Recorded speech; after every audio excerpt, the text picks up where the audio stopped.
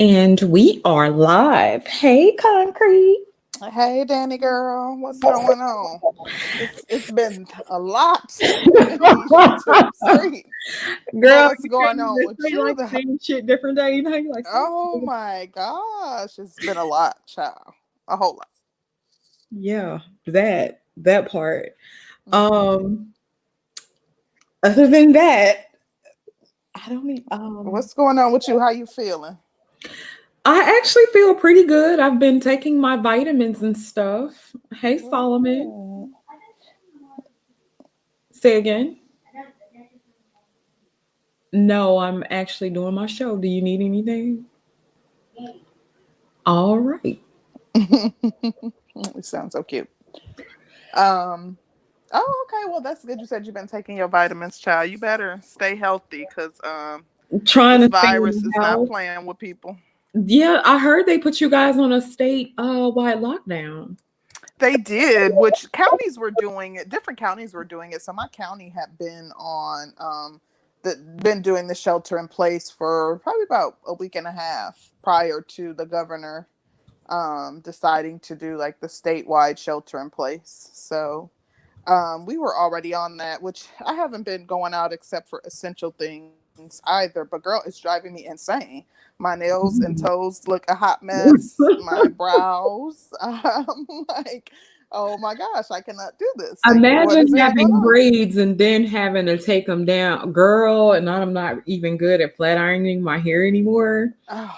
So So you have you taken them down yet? no, I'm gonna keep my. Girl, listen, I'm telling y'all, for the men that don't know, Black women are struggling with this whole thing, because everywhere I go, I'm seeing sisters like with the 2 inches of nail exposed from Need their a fill nails in for growing sure, out, right? like dying that we can't get to the beauty supply store and that salons are open. I mean, I was talking to my fiance today. We went out to Home Depot. We were getting some more. He needed like the little pods that you like if you're planting seedlings. So we went out and did that, and he got like something else. So I'm like, why is Home Depot open? Why is it that Home Depot is essential but nail salons aren't? Like, I'm like, in my opinion, nail salons should be just as essential. But Girl, we struggling. the struggle is mad real. Hmm. They had a meme I saw on Facebook talking about how the girls won't take selfies anymore and post them up. Man, listen, I have not. I've been walking around with these twists in my head for so long. I'm like, I think my hair is gonna lock because I literally have not like done anything to my hair, which I have twists in it, but I'll like pin it up and kind of like an updo and just pin it, but I'm just like, I feel like I'm slumming it, but I'm just literally going back to the natural thing, which he don't mind. He likes that, but child, I'm like, I haven't done anything to myself. I ain't put on a stitch of makeup. I haven't done Girl, well, I'll anything. tell you this, if after you haven't worn makeup for a while, Hmm. it tends to look really, really pretty like when you actually do put it on. I literally cannot wait. Like, tomorrow I am going to my daughter's home to she's moving, so I'm helping her do some things. And I'm like, I think I'm gonna get dressed and put on makeup just to go out, because I haven't done it in so long. I miss it. It's getting real out here. Very much so. Very, very much so. I'm like, this role is probably gonna be something very serious. Hmm. So it Hey, hey, is. hey to everybody in the chat. And Kevin, I'm already natural. And so, Daniel, you're natural too, right? Yes. Yeah. It's just the process of taming it and all the steps that you have to go through, which most of us, most of us are either working from home, or we may, have more time being at home. So like, I'm working from home, but I'm actually working. So I'm not like able to just do whatever during the day, because I'm actually working. But yeah, it's getting real. What about you? Okay, so are you working from home, or what's going on with you? We're finally working from home. Okay, good. Yeah, but what's crazy is since we have everybody working from home, of Hmm. course, there's less to do. So we Hmm. had new people that came in. It's a mess. It's a Oh, mess. It's a so mess. just the logistics of everything. Yeah, pretty much. Okay. Yeah, the work, like, it's been pretty fun though. I'm kind of Okay. enjoying it. Yeah, So well, I enjoy that too. Like literally, I get up like maybe 15 minutes before I have to get online and brush my teeth, wash my face, do all that stuff, and then grab my robe. And I've been like doing everything in the living room, so I just head out to the living room and get on my laptop. yeah, nothing wrong with that. Nothing Yeah. wrong with that. It's very convenient. And then probably after a few hours of working, maybe 2 hours or something, because I have to be to work at 7:30. I'll be like, okay, well, let me take a break and get myself together. And yeah, Right. I like the convenience of it all. But I work from home generally 2 to 3 days a week anyway. So I enjoy working from home. I know some people are like going stir crazy. They're like, the extroverts, which I'm an introvert. So they want to get out and see people. They don't like, being at home for extended periods of time without much human interaction. You know what? All Mhm. I want to do is eat. Girl, me too. Like, I miss the joy of just being able to go out to eat. And Hmm. it's killing me because I'm like, shit, Yeah, I want to go out. I'm like the same way. I mean, just cooking breakfast, lunch, and dinner, and like I'm like, oh my gosh, I'm tired of cooking. Like I'm tired of it. I want to go out. Like I'm like even simple things. We never go bowling, but my fiance is like, we should go bowling. I'm like, yeah, when we get out of prison, we can go. But Right. I like simple things that you take. Like I want to go to the movies. Like just the simple stuff. I miss being able to just get out and about. And we have a trail behind our house, so I'm like, okay, well, I can walk the trail instead of the neighborhood, but it's considered a park, so technically it's closed. And we saw the like Cobb County police kind of riding through there today, like riding down the trail to ensure there's nobody going down there. So I'm like, that Wow. idea is out the window. Yeah. Yeah. Hmm. But Okay. about this topic though. Can your relationship survive the coronavirus? Shout out to mm, Rebecca Lynn Pope, because that's where this topic was derived from. So shout out okay, to her. definitely very interesting topic. I mean, I think that this is going to be a test for some of us because you're literally with your partner. For most of us, who live with or if you're married or you shacking or whatever you're doing, or if you're not, if you are separate, but you can't see each other as much as you would like because of the risk of catching coronavirus. So that's something to consider too. Like no matter what your situation is, can your relationship survive this pandemic that we're currently dealing with? And I think it's an awesome question to ask. So what do you think about it? Um, I don't know. Like in terms of, I mean, everybody else. I think everybody. The the interesting thing is, I see a lot of. I've spent more time on social media. I'm generally not on social media. I take 9-month hiatuses from social media. I'm generally not on Facebook. I think like the last probably 4 years, I might have been on there for 3 months in total, but I've been on social media way more than I'm usually on social media.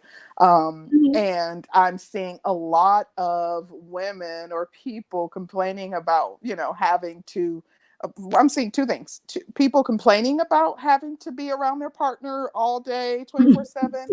And the other thing that I'm seeing is people saying that basically, like although they're with their partner 24/7 in the same um, home, like their partner may be upstairs and they're down, like they're in completely opposite ends of the home and they're not bothering each other and they like it that way. So it's interesting. I just think that there are going to be different dynamics for different people, but I think that, yeah, this is going to be a test for some of us.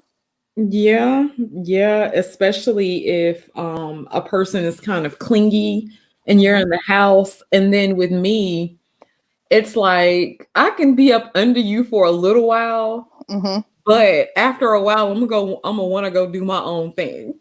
You know Oh, what I'm really? saying? Okay. Yeah, I'm the touchy feely, just like so All I'll day?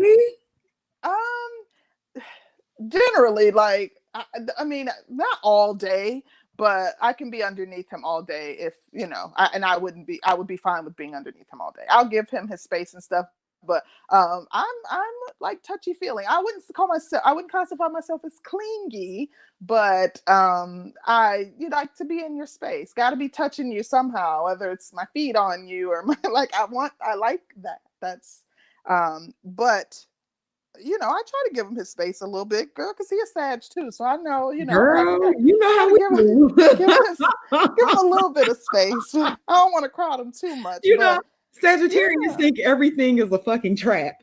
oh my gosh. Listen, he's like that too. Like, oh, is this a setup? Like he's looking for the setup. He waiting for the other shoe to drop. And I'm like, no. But yeah, so personally though, we have a person, you know, I'm not one of those people that like I need my space type of people, because we're like that, but okay. Like we can chill for a while. You know, we watch movies, TV, whatever, and it's nice. And then, you know, like with me and Curlin being long distance, of course.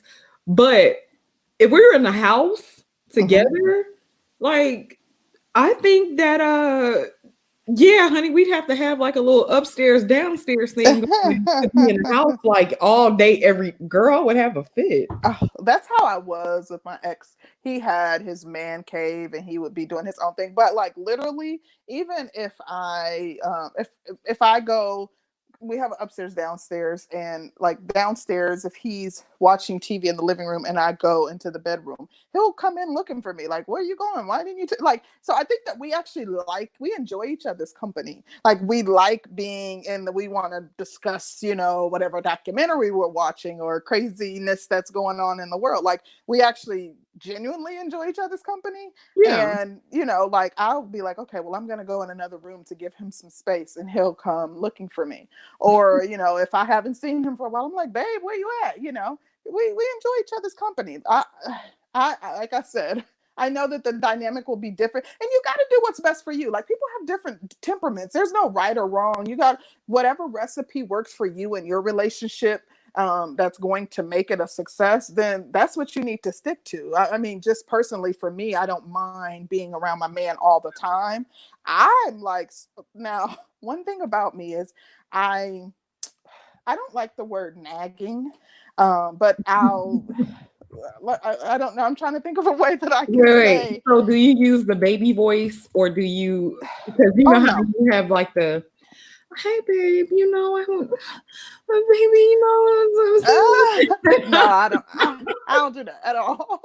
But I'm passive aggressive. So like, for example, maybe if like I brought him a tray and he's eating dinner and, you know, I get up to take my food and he's still eating. So like he leaves it there for a while and I'm like, well, somebody has their bowl still in the so I'll say, you know, kind of hint at it, and you know, it'll like he'll let me know when I'm doing too much. He'll be like, okay, grandma, like he'll tell me that. And that's when I'm like, okay, let me back off and leave this man alone, or you know, just get up and get it myself. But yeah, he'll let me know when I'm doing too much. He'll start calling me grandma, and I'm like, all right, let me stop nagging. Okay. You tripped me out. But what have you learned about what have you learned about yourself, I guess, first off, during this whole process? Like, this has been an insane process for like most people throughout the country, throughout the entire world, to be on some sort of lockdown or provisional, you know, shelter in place process. Like, what have you learned about yourself and or your partner during this whole process? Well, I would say that I've learned that I'm probably more vulnerable. Oh shit, got me a little sensitive, child. No, but you know, when it's a life or death situation, then we have older people. I have older people in my family that are really near and dear to my heart. Not being around like my father and my other family, you know what I'm saying? And it's just me and Solomon. And so it's like, in a certain sense, it's a certain vulnerability because, you know, I have to be around to protect my son. You know, making sure that we're okay, that we're protected. and that, you know, I'm doing the best thing to protect us and just to make sure, but it's scary. It's really, really fucking scary. And then, you know, you kind of have like worst case scenarios. You know, and I'm already like a person that overthinks. But then when it comes down to shit like this, I really, really tend to, okay, do I have enough this? Do I have enough that? Is he gonna be okay? If I go outside or something, then it's like you don't want to imagine you dying in your house and your child is the only person left to find you. And that's the reality of it. You know what I Oh, mean? that is scary. Yeah. So That's a very real thing to you know admit on YouTube and kind of talk about. But that's probably, you know, I'm sure that you're not alone in your concerns. I'm sure that there are a lot of women who are feeling like that. And I mean, you know, granted, you are in a relationship, but like you said, right, you know, you're long distance and you don't have a lot of immediate family right, you know, right in the right, area. right. So that's a real concern. And I think I would probably feel just as vulnerable if I were not with my fiance, because I don't have any like immediate family in Georgia. Like all of my family lives in the Midwest. So I would probably feel the same way. You know, I think for me, like concern wise, my only concern would be my daughters. Both of them live alone, like they have their own apartments. And just ensuring like that they are taking proper precautions. You know, like I'm not there to say, you know, but I will, like when I go and I meet up with them, I'll be like, okay, I got gloves for you, you know, here's more wipes, keep these in your car, you know what I mean? But I'm not like I'm like I was the mother who would like hover and be like, okay, put them on so I can see you, you know what I mean? But I'm Right. unable to do that because they're adults and I have to trust that, you know, they're doing the right things and that they're being precautious. And like I said, my niece had contracted coronavirus and she was hospitalized for about 4 or 5 days. She had pneumonia in both lungs and she is doing better and they actually released her. She's still quarantined, but she's quarantined at home. So, you know, just, and she's young and she was still partying and hookah and, you know, doing all, Right, you know, right. hanging out. So I'm like, you know, I'm just concerned about my girls, but I can say for me, what I've learned is that you know, having the partner that I have makes me feel extremely secure. Meaning, Yeah. I really like don't think about. I don't have any immediate fears, and I don't have like any like immediate concerns because I feel like, you know, everything's going to be okay because he makes me feel that way. So like there's a sense of security that I get, you know, that I don't know that I've ever had before, maybe as a child, but you know what I mean? And it is it's very calming, you know, to me. Good, good, good, Yeah. good, good. So what do you think you've learned about yourself? That would probably be it. Just the fact that I am extremely secure in my situation, not secure in my situation, but having the partner that I have makes me feel extremely secure. Like during this whole thing, I mean, I'm a planner, so I, you know, immediately once I found out what was going on and stuff, tried to run out and get extra supplies, and I'm Right. online ordering, you know, more gloves, masks, getting stuff to make masks, and just I tried to immediately secure everything that I needed. I went into kind of like just kind of overdrive to ensure that I was taking care of everything and trying to think ahead and, you know, stocking up on water and any supplies that we might need.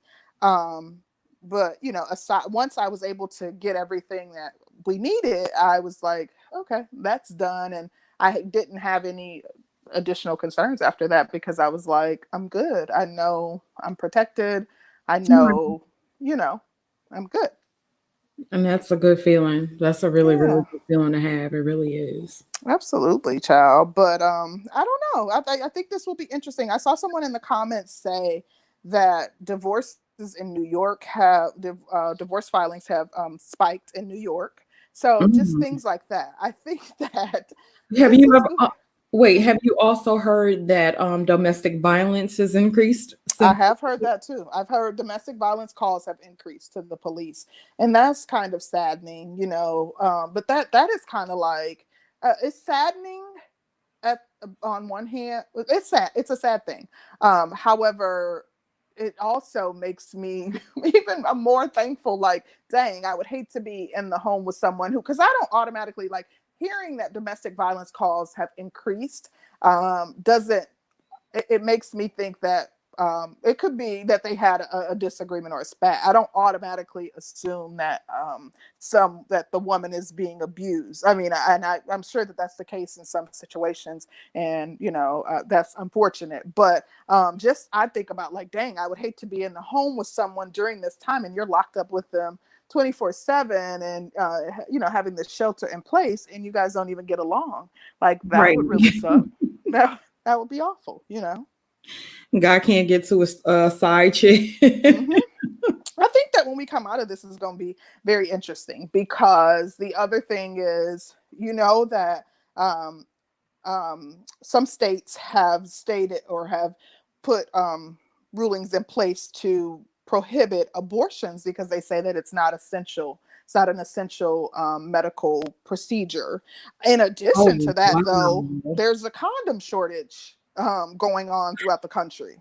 So they're getting it in. There's a shortage of condoms. You might not be able to find any, which means there are going to be people that are likely going to have sex without them. However, I don't know how long this is going to go on, this whole lockdown situation, but in many states, they've deemed that abortions are non essential. So, That is crazy. yeah. I think Oh my gosh. Mississippi just got put on lockdown today. I think we, I saw that. I was like, finally?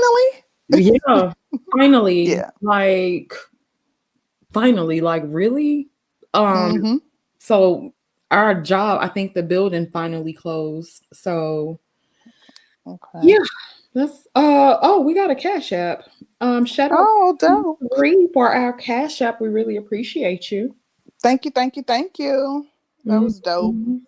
Absolutely. But I think that, you know, I can certainly say that I don't think that you're alone. There are a lot of us that have, you know, different concerns regarding this whole thing. The number of people that are just out of work. I'm thinking about like how many people I'm thinking about, you know, my hairstylist and, you know, Right, the person who owns the shop, like how they're like literally not able to bring in any revenue. Barbers, you know, right. people who work in the restaurant industry, people who have their own small businesses who have been deemed non-essential. The girl who, the black woman who has the nail shop that I go to, and you know she's not able to open. Like this is just how Yeah, many people are going to be impacted by this, and how many people, you know, are. I don't know if they're going to be okay after this. You know what I mean? Like I feel fortunate, but I still, you know, my heart bleeds for how many for the number of people that are being impacted financially, you know, emotionally. I just this is going to be tough. do you think that the stimulus is enough money? Like I think it's $1,200 per person who filed a tax return in 2019, and I think it's 500 per child Hmm. under 16, but I think it's got to be like three children. I don't know. Yeah, up to three children, like it would, you know, like taxes. You can only file Right, up to right, three children. right. Do I think it's enough money? I think it's a decent gesture. I don't think that it will do a whole lot for people that are like out of work and you know have a ton of bills to pay. I know that there was some federal legislation regarding you know stopping evictions and you know prohibiting like foreclosures during this time. However, most of the companies that were doing some sort of allowances, they were doing like a forbearance where you know at the end of 3 months all of the full payment will be due, you know, in full. So I don't know how much help that would be to some people. I think that the thing that I do think about when I think about the stimulus payment is it makes me think how many of us aren't prepared for a rainy day. I mean, this is something that no one could foresee, Right. but for those who don't even have a month's worth of bills saved up, let alone 3 months worth of bills saved up, especially when you work in like a service capacity. First of all, if you're self-employed, you don't have a lot of you don't really have a way to remedy something negative happening to you, just like if you were hurt and you couldn't work for a certain number of weeks or whatever. So it's extremely vital for you to have savings, but for everybody, like no matter whether you work for someone or not, like we should have savings. We should have ensure that our life insurance is up to date, because we're having all of these deaths, and I just know that there are a ton of people who probably don't even have life insurance, let alone health insurance. But it makes me think about how a lot of us aren't really responsible and aren't planning for the future. I know that there are some people who are barely making it check to check, but Right. I'm one of those people that I'm just extremely ambitious. Like there's rarely a time when I don't work, and I don't have to work two jobs. When I haven't worked two jobs or worked while going to school, or I'm just one of those. I'm just a hard worker, and Get your money, boo. I've just always been, that's just how I've always been. But it just makes me think that we're probably not doing enough to ensure that to plan ahead, essentially. You're right. You're right.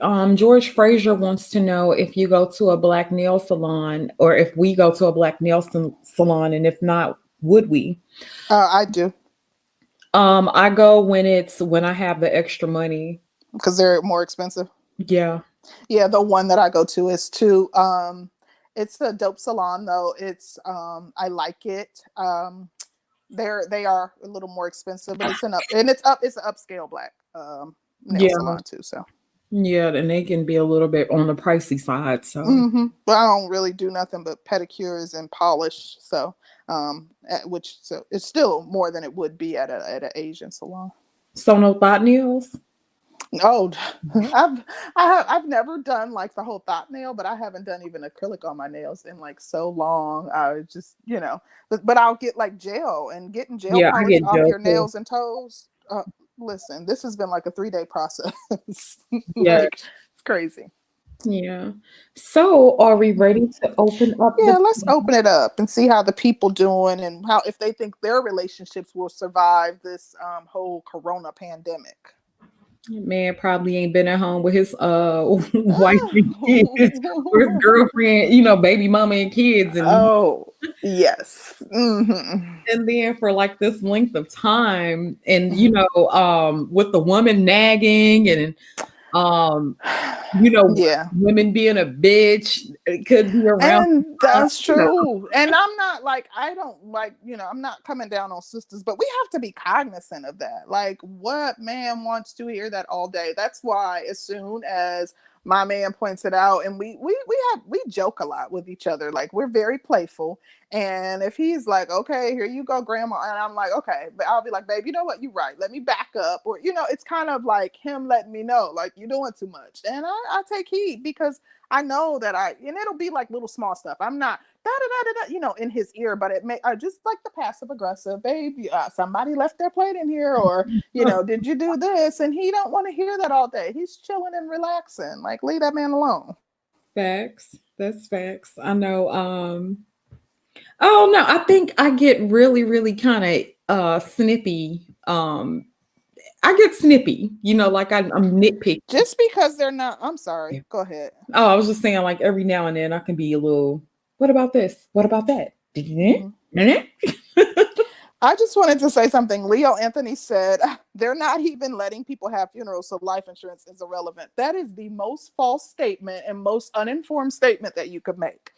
You still need life insurance, even if they're not permitting people to have funerals. How are you even going to bury your loved one? In addition, they could be leaving additional debt behind. Like, even to cremate someone, it costs, $2,000, $2,500, unless you're going to unless you're expecting your loved ones to go into their savings, which they're being impacted by this virus too, to pinch pennies, to pull together to see how they can ensure that they put you into the ground. You still need life insurance.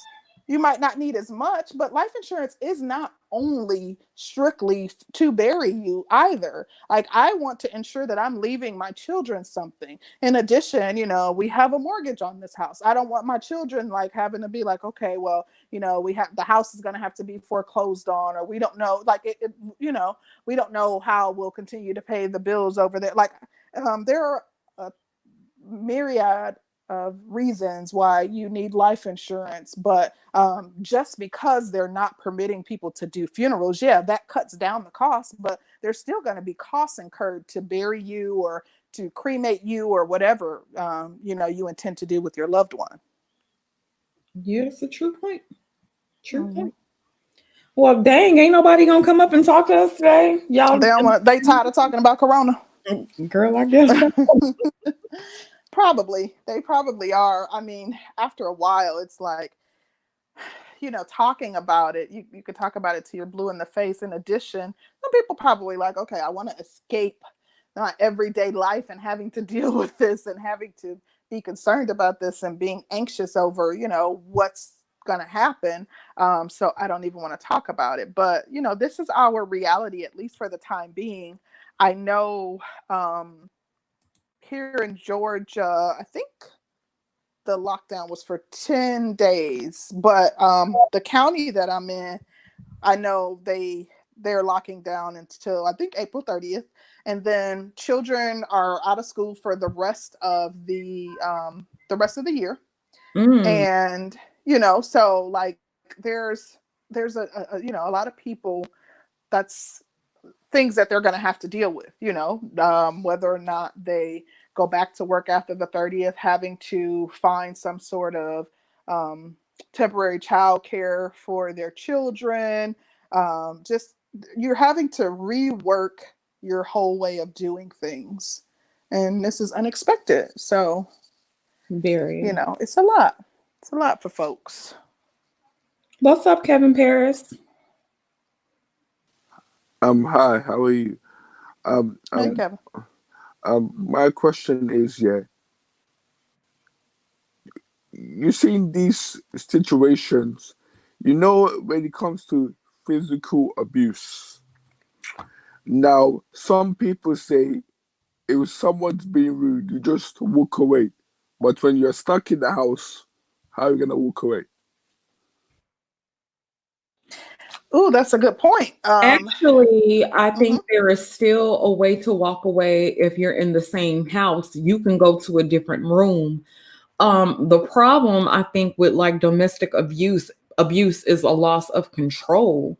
And so if a person is losing control, and let's just say you try to get away and they come and knock down the door or some shit, it can get real out here. But hopefully nobody's going through that.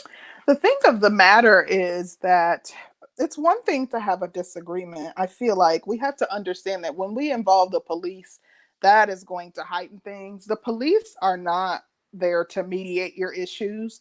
Generally, when they come out, especially if threats have been made, if someone is drinking, if someone appears assertive or aggressive, they're going to advise one party needs to leave the home. I don't know what they're doing in a situation like this shelter in place. They might suggest, if they feel like it's just a mild argument, that you go in separate rooms, but generally they'll ask, hey, do you have another place that you can go, because you can't stay here tonight. And I'm thinking that for the safety of a potential victim, they'll probably still do things that same way. They're not telling you to go out on the streets. They're telling you, hey, and sometimes they'll even drive you to where there, or the nearest train station or whatever.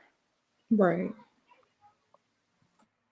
But we have to know, when we call the police, it escalates things. There have been far too many situations where a woman, whether she was weaponizing the police, whether she really thought there was a threat of danger, whether she, just wanted him to leave and he wouldn't, or whatever it was, have called the police, and it ended, in her husband's or partner's death or demise, or, it resulted in, trumped up charges, or, you just that should, I don't believe in involving the police, the government in your business.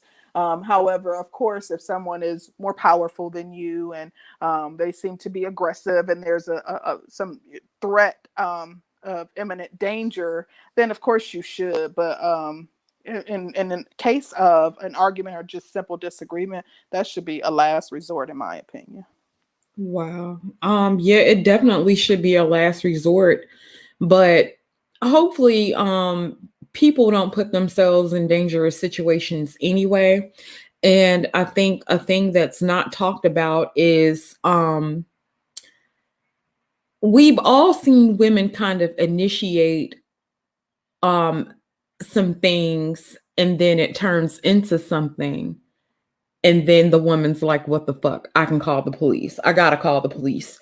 And she might very well be in danger, but then there's some times where the man is just fucking abusive.